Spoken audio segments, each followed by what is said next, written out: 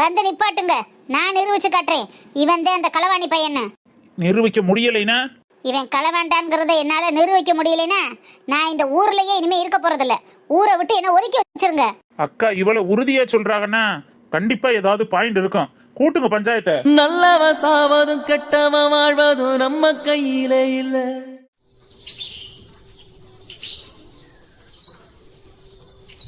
சுப்பிரமணி வாயா, முதல்ல வந்து இப்படி உட்காரு. இல்லங்க ஐயா, இருக்கட்டும் பரவாயில்ல. அட வாடா சுப்பிரமணி, நீ ஊருக்கு தலைவன்ட, நீ இப்படி குற்றவாளி கணக்கா நிக்கிறது எங்களுக்கு மனசுக்கு சங்கடமா இருக்கு. வந்து உட்காருப்பா. அது எப்படிங்க உட்காருவாரு? ஊருக்கு தலைவராகவே இருந்தாலும் இன்னைக்கு குற்றவாளியா தானே நிக்கிறாரு. அப்புறம் கையை கட்டி தானே நிக்கணும். அந்த காலத்துல உட்கார முடியுமா? அதானே, ஊரு பணத்தை கொள்ளையடிச்சிட்டு உத்தம வேஷம் போட்டு வந்து உட்காரடுனா எப்படி உட்கார முடியும்? குற்றமுள்ள நெஞ்சு குரு இருக்கத்தானே செய்யும். எக்க ஏன் இப்படி பேசுறியே? சுப்பிரமணி யாரு அடுத்தவன? உங்க வயிற்றுல பிறந்த நீங்க பெத்த பிள்ளை தானே. இப்படி எல்லாம் அவன் மேல அநியாயமா பழி விடாதியக்கா. அடியே, எனக்கு பெத்த உள்ளையா இருந்தாலும் மற்ற உள்ளையா இருந்தாலும் எல்லாம் ஒன்று தாண்டியே. யாருக்கு நான் இளைச்சவளும் கிடையாது, செலச்சவளும் கிடையாது. நியாயத்துக்கு நேர்மைக்கும் குரல் கொடுக்குறவ தாண்டி இந்த பங்காசம். யாரா இருந்தா என்ன, எவரா இருந்தா என்ன? ஊர் பணம் 1 ரூபா 2 ரூபா இல்லடி, 5 லட்சம் ரூபா. அதை அப்படியே விட்டுட்டு போக சொல்றிய? அவன்தே எடுத்தான்னு என்னக்கா ஆதாரம் இருக்கு? இப்படி எல்லாம் பேசலாமா? ஆதாரம் எல்லாம் அந்த ஆத்தா கொடுத்துத்தான் வச்சிருக்கா. ஆதாரம் இல்லாம இப்படி பஞ்சாயத்துல கொண்டு வந்து நிக்க சொல்லுவனா? சுப்பிரமணி எப்பேற்பட்டவன்னு எல்லாருக்கும் தெரியும். தெரிஞ்சிருந்தும் பங்கசம் அப்படி பழி சுமத்துறது நல்லா இல்ல. பேசாம இவங்க பேச்ச கேட்காம போலீஸ் ஸ்டேஷனே போயிருக்கலான்னு தோணுது. என்ன போலீஸ் ஸ்டேஷன் போறீல? உள்ளூருக்குள்ளேயே திருடனை வச்சுக்கிட்டு போலீஸ்ல போய் கம்ப்ளைண்ட் கொடுத்தா அவன் அசலூர்ல போய் தேடுவானா இல்ல அடுத்த வீட்டுல போய் தேடுவானா? திருடன் கண்ணு முன்னாடி இருக்கையில புடிச்சு கொண்டு போய் கொடுங்கப்பு.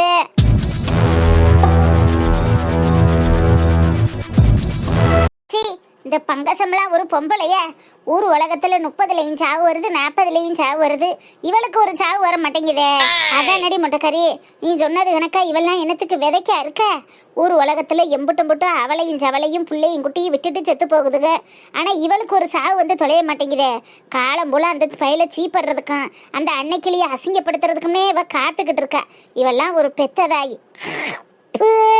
நீதிக்கு நியாயத்துக்கும் பேர் போனவளாம்ல. நீதி நியாயம்லாம் இவளுக்கு என்னன்னு தெரியுமா? நாடு மாறின நாயி. குடும்பம்னா மாமியா மருமக சண்டை இல்லாம இருக்குமா? மயனுக்கு கல்யாணம் முடிக்கிற வரைக்கும் தான் அவன் மயனுக்கு கல்யாணம்னு ஒண்ணு முடிச்சுட்டு அது இன்னொருத்தியோட புருஷன். அந்த எண்ணத்துல விட்டு கொடுத்துட்டு வாழாம இப்படியா ஏப்ப சாப்பையில போட்டு இழுத்தடிக்கிறது? பொம்பளை பாரு.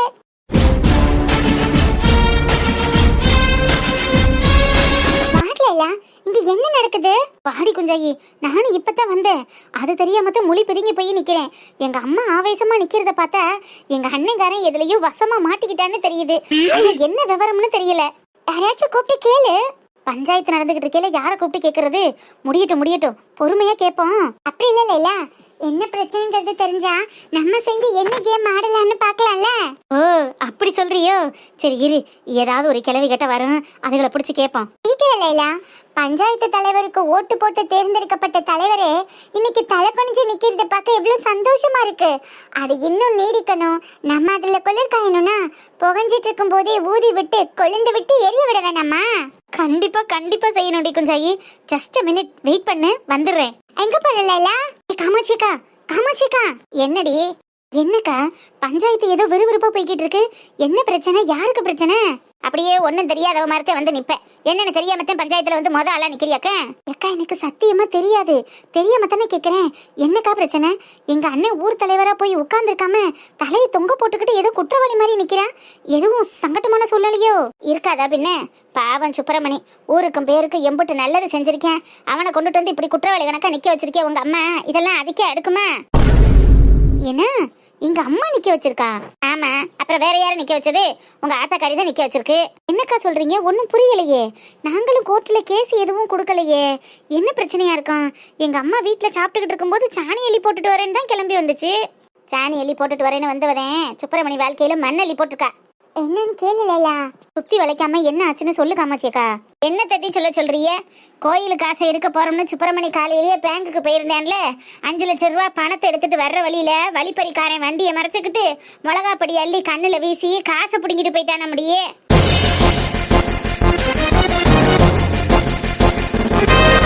என்ன காமாட்சியக்கா சொல்ற? ஆமாடி, புடுங்கிட்டு போனது எவனோ ஒரு களவாணி பைய. ஆனா உன் ஆத்தாக்காரி இருக்காவாரு களவாணி பையலே இவன் தான் வீடு கட்டுறதுக்கு காசு இல்லைன்னு கோயில் காசுல கை வச்சுட்டியான்னு போலீஸ்ல கம்ப்ளைண்ட் கொடுக்க போனவங்களை வேளாண் நிறுத்தி பஞ்சாயத்துல கொண்டு வந்து நிப்பாட்டியிருக்கா. இவெல்லாம் ஒரு பொம்பளைய, நீலாம் இருந்து அவளுக்கு நல்லது கெட்டதை சொல்லி திருத்த கூடாதா? நல்லா இருக்கே கதை. எங்க அம்மா அந்த ஊருக்கு நல்லது தானே செஞ்சிருக்கு. இதுல நான் சொல்லி திருத்துறதுக்கு என்ன இருக்கு? என்னடி சொல்ற? இம்புட்டு நாளும் வீடு கட்டணும் வாச கட்டணும்னு இறங்காம இன்னைக்கு தலைவர் பதவி கிடைச்ச உடனே வீடு கட்டணும்னு இறங்கியிருக்கானே, இதுக்கெல்லாம் என்ன காரணம் நினைக்கிற? என்ன காரணம்? எல்லாம் ஊரு காசை கொள்ளையடிச்சு வீடு கட்டிடலான்னு பிளான் பண்ணிருப்பேன். அந்த ஆத்தா காசை கடைசியில கை வைக்கவும் அந்த ஆத்தாவே அவனுக்கு கூலிய கொடுத்து அவன் யாரு எப்பேற்பட்ட திருடன்கிறத கை காட்டி விட்டுட்டா. அதை அந்த ஊர் ஆளுக்க நம்பாம லூசு மாதிரி பேசிக்கிட்டு இருக்க. எங்க அம்மா எப்படி கண்டுபிடிச்சிருக்கு பத்தியா?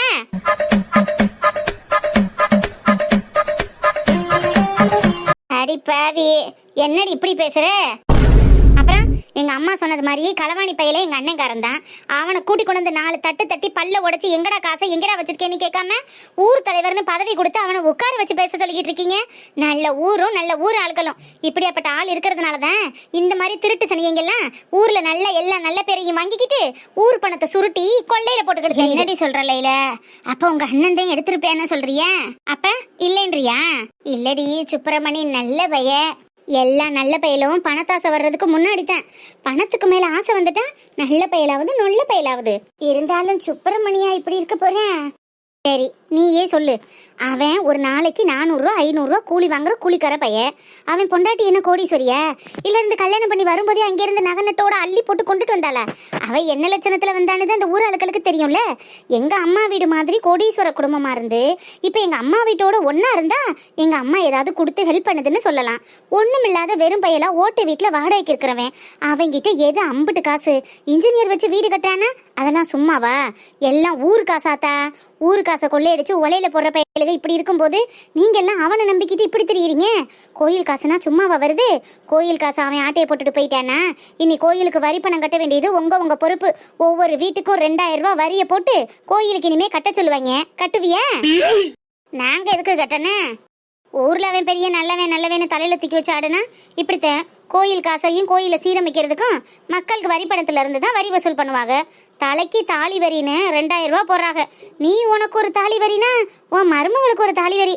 அப்ப உன் வீட்டுல மட்டுமே 2 வரி 2000 4000 கொடுக்கணும். ரெடியா இருந்துக்க.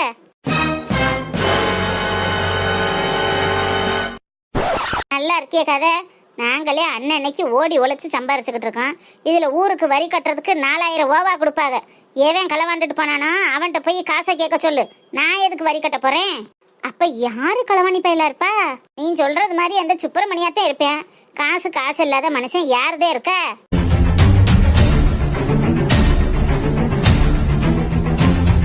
ஐயா, நான் வீடு கட்டுறத காரணமாக சொல்லித்தான் இன்னைக்கு பஞ்சாயத்தில் என்ன ஒரு குற்றவாளி மாதிரி நிப்பாட்டி வச்சிருக்காங்க. நான் எந்த சூழ்நிலையில் வீடு கட்டுறேன்னு இந்த ஊரில் எல்லாருக்கும் தெரியும். எனக்கு 1க்கு 2 பொம்பளை புள்ள. மூத்த புள்ள வயசுக்கு வந்து 5-6 வருஷம் ஆச்சு. வருஷம் டாக்டருக்கு படிக்குது.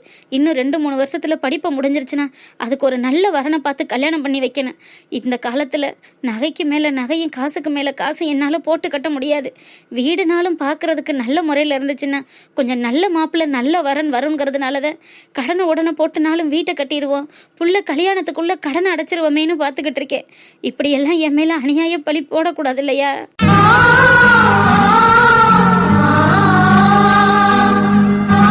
ஏலே சுப்பிரமணி, இதெல்லாம் நீ சொல்லி தன்னாடா எங்களுக்கு தெரியனே. ஆமாய்யா, இதெல்லாம் நீ சொல்லி எங்களுக்கு தெரியனே. எதுக்குடா இம்புட்டு தூரம் விளக்கம் கொடுக்குற? லோனு போட்டு வீடு கட்டுறவே என்னத்துக்கு கோயில் காசு எடுக்கணும்? ஏம்மா, கோயில் காசை திருடி பொழைக்கிற அளவுக்கு நீ பெத்த உள்ள அம்புட்டு மோசமானவனா போயிட்டனா? எந்த புத்துல எந்த பாம்பு இருக்குன்னு யாருக்கு தெரியும்? என் வீட்டுல இருக்கிற வரைக்கும் உனக்கு எந்த குறையும் இல்ல. ராசா மாதிரி வீடு வாச தோப்பு துறவுன்னு சின்னுன்னு இருந்த. ஆனா இப்ப அப்படி இல்லையில. உன் பொண்டாட்டியை நம்பி போய் ஒண்ணுமில்லாதவனா நிக்கிற. அப்ப அதுக்கு தக்கன வருமானம் வேணும்னு எதுல எங்க கிடைக்குதுன்னு கை வைக்கிறது நியாயம் தானே? போது நிறுத்துங்க.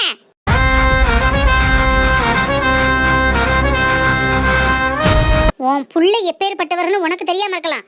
ஆனா என் புருஷன் எப்பேற்பட்ட மனுஷன் இந்த ஊருக்கே தெரியும். யார வந்து எங்க நிப்பாட்டி வச்சிருக்க? அன்னைக்கிலே என்ன டவுசரி அதெல்லாம்?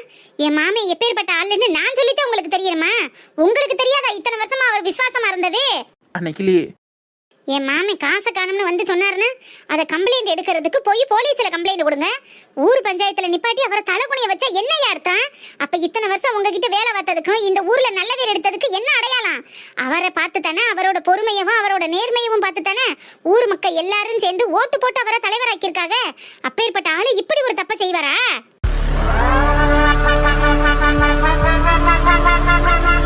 அவன் தப்பு செய்யலைங்கிறதுக்கு என்னடி ஆதாரம்? என் மாமன் தப்பு செஞ்சாருங்கிறதுக்கு என்ன ஆதாரம்? ஆதாரம் இருக்கு. என்ன ஆதாரம் இருக்குன்னு கொண்டு வந்து நிறுவி நான் என் மாமன் மேல எந்த தப்பு இல்லைன்னு நிரூபிக்கிறேன். கோயிலுக்கு காசை எடுக்க போனது உன் புருஷன், ஆனா உனக்கு பேங்க்ல என்ன வேலை? காலையில உன்னையவும் உன் புருஷனையும் பேங்க்ல பார்த்ததா எனக்கு ஒரு ஆள் வந்து தகவல் சொல்லுச்சு. ஆமா போனேன். அதுக்கு என்ன? இப்ப நான் வீடு கட்டுறேன், எனக்கு காசு பத்தாம இருந்துச்சு, என் பிள்ளைய விட்டு ஏமுட்டு நகையை அடகு வச்சு நான் கொண்டுட்டு வந்து காசு எடுக்கிறதுக்காக பேங்குக்கு போனேன். அதுக்கு என்ன இப்ப பிரச்சனை? ஏ பங்கசம், பேங்குக்கு போறதெல்லாம் ஒரு குத்தமா? பேங்குக்கு போனது குத்தம் இல்ல. பொண்டாட்டியும் புருஷனும் பிளான் போட்டு பேங்குக்கு போய் கோயிலுக்கு காசை எடுத்து பொண்டாட்டிட்ட கொடுத்து பாவாடையோட ஆட்டோல அனுப்பி விட்டு நீ முதல்ல போய் வீட்டுல உட்காந்துக்க, நான் அப்புறமே வண்டியில வர்றது மாதிரி வந்து காசை காணமுன்னு சொல்றேன், வழிப்பறிக்காரன் புடுங்கிட்டு போயிட்டான்னு என்னத்தையாவது ஒரு கதையை கொடுக்குறோம்னு பிளான் போட்டு பொண்டாட்டியும் புருஷனும் கை நகர்த்திக்கிட்டு இருக்காங்க. இப்ப சொல்றேன், பேங்கு காசு கோயில் காசு சுப்பரமணி வீட்டுல தான் இருக்கு. அவன் வீட்டை சோதனை போட்டு பார்த்தோம்னா அந்த காசு எங்க இருக்குங்கிறத கண்டுபிடிச்சிடலாம்.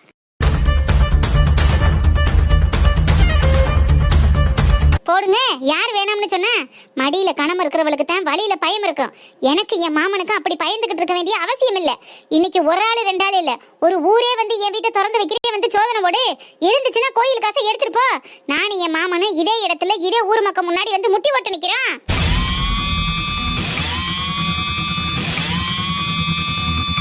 அதுக்கெல்லாம் அவசியம் இல்ல அன்னைக்கிலே. அது எப்படி அவசியம் இல்லாம போகும்? ஊரு காசை காணா, உங்க சொந்த தனிப்பட்ட பிரச்சனையில அவர் மேல நம்பிக்கை இருந்தா தனிப்பட்ட முறையில நம்பிக்கை வச்சுக்கிறங்க. ஊரு காரியம்னு வரையில சோதனை போட்டுத்தான் ஆகணும். ஆமா, சோதனை போட்டுத்தான் ஆகணும். ஆமா, சோதனை போட்டுத்தான் ஆகணும். அதுல எனக்கோ என் மாமனுக்கோ எந்த கஷ்டமும் இல்ல நஷ்டமும் இல்ல. இப்பவே ஊராளுக்கு எல்லாரும் வந்து ஏன் ஊராளுக்கு என் மாமனை குறை சொல்லலையில, குறை சொல்ற இவங்களே வந்து என் வீட்டுக்குள்ள தேடி பார்க்கட்டும். ஊர் பணம் மட்டும் என் வீட்டுக்குள்ள இருந்துச்சுன்னா நானும் என் மாமனும் இதே இடத்துல மண்டி போட்டு நிக்கிறோம். ஊராளுக்கு எல்லாரும் சேர்ந்து எங்களுக்கு என்ன செஞ்சாலும் சரி அதை நாங்க ஏத்துக்கிறோம். முருகேசா, அப்ப வாங்க போவோம். என்னத்துக்கு நின்று நேரத்தை கடத்துறிய? கோயில் காசப்பு ஊர் தலைவருக்கு உத்தரவு கொடுக்கணும்ல. ஊர் தலைவரே தானே இங்க பிராதில நிக்கிறாரு. இதுல முன்னாள் தலைவரும் கொடுக்க மாட்டாரு. நம்மளா சேர்ந்து போய் எடுத்துக்கிற வேண்டியதே. வாங்க வாங்க.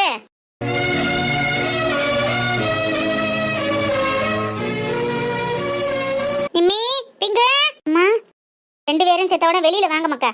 நம்ம வீட்டை சோதனை ஓடணுமா, போட்டு பாக்கட்டும். ஏமா என்னாச்சு? எல்லாத்தையும் நான் அப்புறம் வாங்க விலாவரியா சொல்றேன். நீங்க வாங்க வெளியில போவோம். அம்மா, அப்பதான் எதுக்குமா வந்திருக்கு? அவங்கதான் சோதனை ஓட வந்திருக்காங்க. வாங்கடி வெளியில வாங்க. இது வந்தாலும் ஏதாவது ஏழ்றதான். எதுக்கு வந்து நிக்கிதான்? வாங்க மக்கா போவோம்.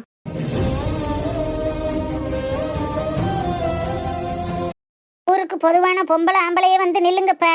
நாளைக்கு நாங்க தான் வச்சது மாதிரி வச்சுப்புட்டு எடுத்தது மாதிரி எடுத்துட்டோம்னு சொல்லிடக்கூடாதுல்ல. நான் எல்லா தகவலையும் சேகரிச்சு கொண்டுட்டு வந்து நிக்கிறேன். எனக்கு தெரியும் எங்க என்ன இருக்குன்னு. வாங்க வாங்க. அப்புறம் பொது ஆளுக்கு இல்லைன்னா எப்படி? கூட ரெண்டு பேரை கூட கூட்டிட்டு வாடி முட்டைக்காரியே. இல்லாத பொருளுக்கு எத்தனை பேர் வந்தா என்ன? நீ தானா போய் சோதனை போடுபோ. நீ தானே ஆசைப்பட்ட? வாங்க எல்லாரும் கூட வாங்க. பெருமாள் மச்சான், நீங்க தான் முத ஆளா வரணும். வாங்க. சோதனை போடக்கூடிய வீடாப்பா இது. என்னப்பா இப்படி சங்கடப்படுத்துறிய? பரவாயில்லண்ணே, அவங்க ஆசைப்படியே சோதனை போட்டு பாக்கட்டும். இருந்தா எடுத்துக்கிறட்டும். அதான் முன்னாள் தலைவர் வண்டாட்டி சொல்லிட்டாங்கல்ல. இப்ப வாங்க உள்ள போவோம் எல்லாரும். வாங்க முருகேசா. என்னம்மா மருமக ட்ரெங்கு பெட்டியவே பாத்துக்கிட்டு இருக்க? எதுல இருக்குன்னு யாருக்குடி தெரியும்? மிளகாப்பொடி டப்பா கூட விடாம எல்லாத்துலயும் போய் தேடு போ. கிச்சன்ல ஒரு இடம் பாக்கி இருக்க கூடாது. அதுக்கு தானே வந்திருக்கோம். அலசி நாசம் பண்ணிட மாட்டேன். வரலையில குடும்பம் பண்ற இடம் பார்த்து தேடு. பொம்பளை பிள்ளை இருக்கிற வீடு. கண்ணா பின்னான்னு களைச்சு போட்டுட்டு போகாத. பணத்தை என்ன அதுக்குள்ள இதுக்குள்ளேயுமா வச்சிருக்க போற? அலமில்லாத்தா, பாதுக்கணும்னு முடிவு பண்ண பிறகு எதுக்குள்ள தேடுனா என்ன? எதுக்குள்ள வேணாலும் பார்க்கலாம், எங்க வேணாலும் இருக்கலாம்ல. முதல்ல நான் போய் கட்டிலுக்கு அடியில பாக்குறேன். சரி மானங்கட்டவ. எம்மா நல்லா தேடுமா. துணி கிணி எல்லாத்தையும் தூக்கி போட்டு தேடு. பாக்குறேன்டி. நீ போய் மத்த இடமெல்லாம் பாரு. சை, இது என்ன துணி இது இப்படி இருக்கு? பங்கசம், துணி எல்லாம் தூக்கி வீசாம பாரு. துணிக்குள்ள இருந்தா என்ன செய்யறது? அப்புறம் அப்படியே விட முடியுமா? அதுக்காக இப்படியா அங்கிட்டு இங்கிட்டுமா 4 நாளா தூக்கி வீசிக்கிட்டே தெரியுற? செக்கு பண்ணணும்னு முடிவான பிறகு அலசிட்டேன் செக்கு பண்ண முடியும். கொஞ்சம் பொறுமையா இரு. ரெங்கு பொட்டியில ஒரு கர்மமும் இல்லையே. வேற எங்கிட்டு வச்சிருப்பா? போய் அரிசி ஒரு புட்டப்பாக்குள்ள பாப்போம். எதுக்குள்ள பதுக்கியிருக்கான்னு யாருக்கு தெரியும்? எப்படி கீழே ஓட்டு நாசம் பண்ணிட்டு போறவர் திமுரு பிடிச்சவ.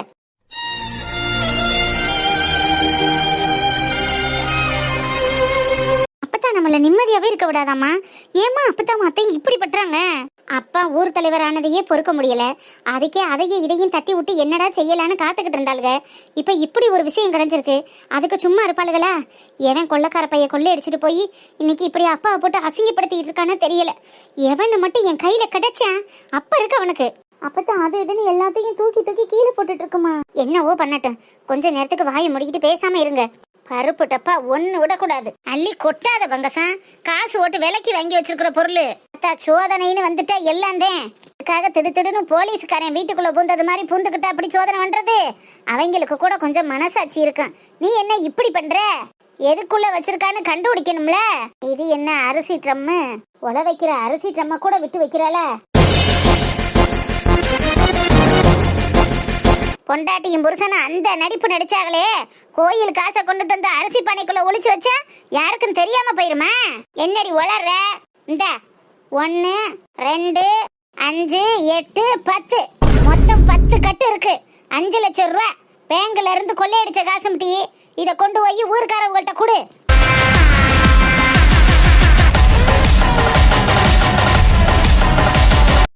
என்னடி சொல்ற? இது இங்கே இருந்துச்சு. வெறுங்கைய வீசிட்டு சேலையை உதறி விட்டு தரம்ட்டு என்னை உள்ளைக்கு கூட்டிட்டு வந்திய. இதுக்கு மேல நானா கொண்டுட்டு வந்து உள்ளைக்கு வைக்க முடியும்? அதான் ஆள் ஆளுக்கு என் பின்னாடியே எங்க ஒன்னாலும் திரியறியலே. காசு 5 லட்சத்தை கொண்டுட்டு வந்து வச்சுட்டு எடுத்தது மாதிரி கேக்குற? இது ஊரு காசுதான். அவதான் கொண்டுட்டு வந்து அரிசி பானைக்குள்ள ஒளிச்சு வச்சிருக்கா. இந்த அவன் லட்சணம் என்ன, அவ பொண்டாட்டி லட்சணம் என்னன்னு தெரிஞ்சு வச்சா? எனக்கு அது இத்தனை கட்டு இருக்கு, இம்புட்டு காசு இங்கேயே இருந்துச்சு. என்னடி கருப்பாயி, நான் சொல்லையில நம்ப மாட்டோம்னே. இப்ப காசை கட்டு கட்டா பார்த்தோன்னே வாய ஆணு வளர்க்குற. இல்லக்கா, அந்த பயலா இப்படி எல்லாம் பண்ண போறான்னு நினைச்சேன். நான் தான் சொன்னேனடி, காசுன்னா சாசும் வாய புழக்கும், பணமுன்னா பணமும் வாய திறக்கும்னு. அன்னைக்கு யாரும் நம்ப மாட்டோம்னியே, இப்ப தெரிஞ்சு வச்சா யாரு எப்படின்னு. முதல்ல அது என்ன காசுன்னு அன்னைக்கு கிட்ட போய் கேட்போம். அதுக்கு முன்னாடி நம்மளா ஒன்னும் முடிவு பண்ண வேணாம். அன்னைக்கு அரிசி பானைக்குள்ள இந்த 5 லட்சம் ரூபாய் காசு இருந்துச்சுத்த. ஆமா இத்த, அத நானும் அடகு வைக்க போனோம்னு சொன்னேன்ல, நகைய அடகு வச்ச காசு. என்ன நகை அடகு வச்ச காசா? ஆமா, அதான் அவங்க சொன்னாங்கல்ல பார்த்தோம்னு. நானும் என் மாமனு என் வீட்டுல இருந்த நகையை கொண்டு போய் அடகு வச்சு அதுல இருந்து 5 லட்சத்தை கொண்டுட்டு வந்ததே வச்சிருக்கேன். நாளைக்கு காலையில இன்ஜினியர் வந்து வாங்கிக்கிறோம்னு சொல்லியிருக்காரு. ஏன் அதனால என்ன? அந்த காசு தான் இந்த காசுன்னு சொல்றீங்களோ? சரி, நகையை அடகு வச்சு கொண்டுட்டு வந்தோம்னு சொல்ற, அதுக்கான ரசீது கொடுத்துருப்பாங்கல்ல பேங்க்ல, அது எங்கம்டி? நகை அடகு வச்சவங்களுக்கு ரசீது இல்லாமல வருவாங்க. இருங்க, ஒரு அட்டை கொடுத்தாங்க, அதை கொண்டுட்டு வரேன். ஏனே கவலைப்படாதீனே, எதுக்குன்னே சின்ன பிள்ளை மாதிரி உட்காந்து அழுதுகிட்டு இருக்கியே? இந்த கிளவிய பேச்ச கேட்காம பேசாம போலீஸ் ஸ்டேஷனே போயிருக்கலாம். எனக்கு என்னவோ திருடனை தப்ப விட்டது மாதிரி வந்து உட்கார்ந்துருக்கமோன்னு தோணுது. மன்னிச்சிடுறா சுப்பிரமணி, ஊர் அழுக பேச்ச கேட்டு நானும் தூரம் வந்திருக்க கூடாது. அப்படி இல்லை டோசரியா, சந்தேகம்னு வந்துருச்சுன்னா அதை சரி பண்றது நல்லது தானே. என்னனே, அதுக்குன்னு ஒரு அளவு இல்லையா? யார் மேல சந்தேகப்படுறதுன்னு ஒரு விவஸ்தை இல்லையா மாமா?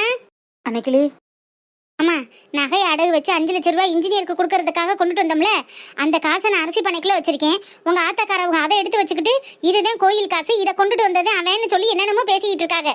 அதுக்கான ரசீது நம்மள்ட்ட இருக்குல்ல, அதை கொடுங்க. அதை கொண்டுட்டு வந்து உங்க மூஞ்சில விட்டு எறிஞ்சாத்தேன் இத்தனாம் தேதி இன்ன கிழமை இன்ன தேதிக்கு இதை வாங்கியிருக்கோம், இதை அடகு வச்சிருக்கோம்ங்கிறது வரும்ல, அதை பார்த்து கண்டுபிடிச்சு கரெக்டா. ரசீதா? ஆமா மாமா, நகை அடகு வச்சதுக்காண்டி இத்தனை கிராமு எல்லாத்தையும் எழுதிக்கிட்டு இம்புட்டு கலக்கி வச்சிருக்கோம்னு ஒரு அட்டை கொடுத்தாங்கல்ல, மஞ்சள் கலர் அட்டை, அதை கொடுங்க. அதை கொடுத்தாத்தான் ஊராளுக்கு எல்லாரும் நம்புவாங்களாம். அன்னைக்கிளி, நகை அடகு வச்ச பணம் பார்த்து பத்திரமா கொண்டு போகணும். பாவாடையை அங்கன நிற்கிறேன் இங்கன நிற்கிறோம்னு எங்கனையும் நிற்க வைக்காத. காய்கறி வாங்குறேன் பழம் வாங்குறோம்னு பிள்ளைகளுக்கு தீனி வாங்குறதுக்காக வண்டியை நிப்பாட்டாத. 1 ரூபா 2 ரூபா இல்லை அன்னைக்கிளி, 5 லட்சம் ரூபா பணம் இருக்கு, பார்த்து பதனமா கொண்டு போகணும், சரியா? நான் அதெல்லாம் பத்திரமா வச்சுக்கிருவேன் மாமா. என்ன நான் என்ன சின்ன பிள்ளையா? நீ பத்திரமா கொண்டு போவடி. ஊருக்குள்ளதான் திருட்டு தலைவரிச்சு ஆடுதே, அதுக்காக சொல்றேன், கொஞ்சம் பத்திரமா கொண்டு போ. அவனே எங்கனையும் என்னமோ ஒரு சாமா வாங்கணும்னு நிப்பாட்டினாலும் நீ வண்டியை விட்டு இறங்கக்கூடாது, சரிதானே? நான் பாத்துக்கிறேன் மாமா, அதெல்லாம் பணம் பத்திரமா வச்சுக்கிருவேன். அப்புறம் மாமா, இதுக்குள்ளதானே வச்சேன், அந்த இருக்கு. என்னடி? இந்தாங்க மாமா, நகை அடகு வச்ச ரசீது. வீட்டில் கொண்டு போய் அந்த பேக்குக்குள்ள வை அன்னைக்கிளி. பணத்தை கொண்டுட்டு வரதே எனக்கு பக்கு பக்குன்னு இருக்கு. இந்த அட்டை கிட்டே எங்கிட்டாவது தவற விட்டுட்டேன்னு வச்சுக்கோங்களேன், அப்புறம் அதுவும் போச்சு, காசு திருப்ப முடியாது பத்தியில. அதனால இது உங்கள்கிட்ட இருக்கட்டும். உங்கள்கிட்ட இருக்கிற பொருள் தான் சேப்பட்டி பேங்க்ல ஒட்டது மாதிரி பத்திரமா வச்சிருப்பீங்க. வீட்டுக்கு வந்ததோட நீங்களே உங்க கையால இந்த அழகு வச்ச ரசீதெல்லாம் எடுத்து வைக்கிற இடத்துல வச்சிருங்க. எதுக்கு வம்பு? நாளைக்கு காணாட்டா ஏன் தலையை உருட்டுறதுக்கா? எல்லாத்துலயும் அப்படியே விவரமா இருக்கிறது மாதிரி தான் பேசுவேன். அப்புறம் விவரமா இருக்கணும்ல. நான் பாட்டுக்கு எங்கிட்டாவது போட்டுவிட்டு அப்புறம் நாளைக்கு நகை திருப்புற அன்னைக்கு ஏன் தலையை போட்டு உருட்டுறதுக்கா? எனக்கு இது வம்பா இது? சரிடி, அப்ப நானே வச்சுக்கிறேன். நீ பார்த்து பத்திரமா போயிட்டு வா. சரிங்க மாமா. சரி பார்த்து வாங்க மாமா. உங்களை தான் மாமா கேக்குறேன். அந்த ரசீது அட்டை கொடுத்தேன்ல, அதை எடுத்து கொடுங்க. ஐயோ அன்னைக்கிளே. என்ன மாமா, அந்த பைக்குள்ள தானே வச்சிருப்பிய? அன்னைக்கிளே, நீ கொடுத்த ரசீது வச்சிருந்த பைக்குள்ளதான் 5 லட்சம் ரூபாய் கோயில் பணத்தையும் வச்சிருந்தேன். அவன் பையோட தாம்மா மிளகாப்பொடியை தடவிட்டு தூக்கிட்டு போயிட்டேன். இதயம் எரிகின்றது, இறங்கிய கண்ணீர் அணைக்கின்றது, உள்ளங்கையில் ஒழுகும் நீர் போல் என்னுயிரும் கரைவதென்ன.